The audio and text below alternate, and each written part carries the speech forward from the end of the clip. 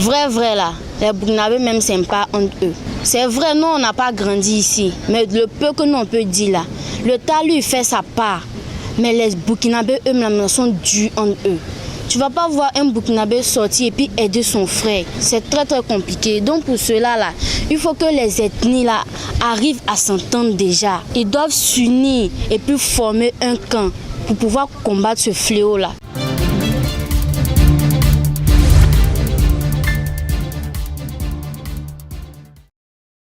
Depuis près d'une décennie, le Burkina Faso est confronté à une crise sécuritaire sans précédent avec son lot de corollaires.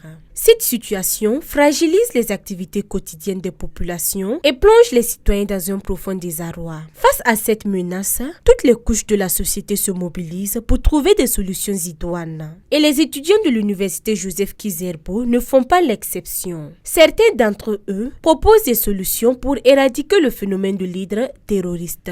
Face à ce phénomène, selon moi, la solution que je peux proposer, d'abord il faut que les Burkinabés soient soudés d'abord. Ensuite, il faut qu'on accepte l'autre tel qu'il est. On ne doit pas voir une différence en l'autre. Quelle qu'en soit ses valeurs culturelles, tout ça, il faut l'accepter tel qu'il est. Et ensuite, il faut aussi lutter contre le chômage parce que parfois aussi, c'est le manque de travail aussi qui entraîne les jeunes à s'engager dans certains trucs qui sont mauvais. Donc il faut lutter aussi contre le chômage, selon moi. Déjà même là, on doit essayer de, comment on appelle ça, de mettre en relation les ethnies au fait. On doit aider les populations à s'entraider.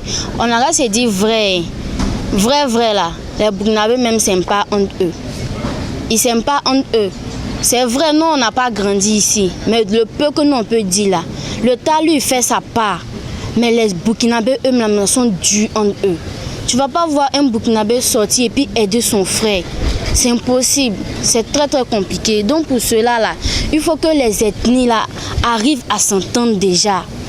Ils doivent s'unir et puis former un camp pour pouvoir combattre ce fléau là. C'est très compliqué. L'État lui fait sa part, mais les Burkinabés même là ne sont pas prêts pour le faire. Nous les étudiants, ce que nous pouvons faire, d'abord c'est, comme les délégués ont déjà partagé plein de notions, de solutions à cela, et ce que nous pouvons faire d'abord c'est de dénoncer toutes des signes qui prouvent que ce n'est pas des habitudes. Voilà, des signes qui ne sont pas de nos habitudes. Par exemple, tu vois un étranger, il vient te demander des localisations à propos des bases militaires, par exemple. Bon, tu ne connais pas la personne, donc là-bas, tu ne dois pas te prononcer. Dis tout simplement, je ne sais pas. Comme solution, c'est que on peut dire, voilà, il faut interpeller toujours les uns et les autres au patriotisme. Il faut toujours parler de la cohésion sociale, même si pour le moment on ne voit pas d'impact.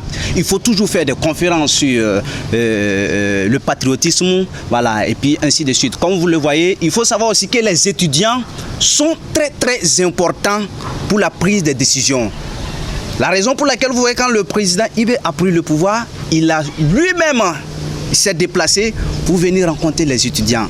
Voilà, donc comme solution, tout simplement, c'est de faire des conférences sur le patriotisme et parler toujours de la cohésion sociale. C'est ce que moi je vois. Pour lutter contre l'insécurité, l'État doit acheter des drones dans chaque province, au moins qu'il y a au moins un drone dans chaque province pour essayer d'occuper les zones là, dans certaines provinces comme ça.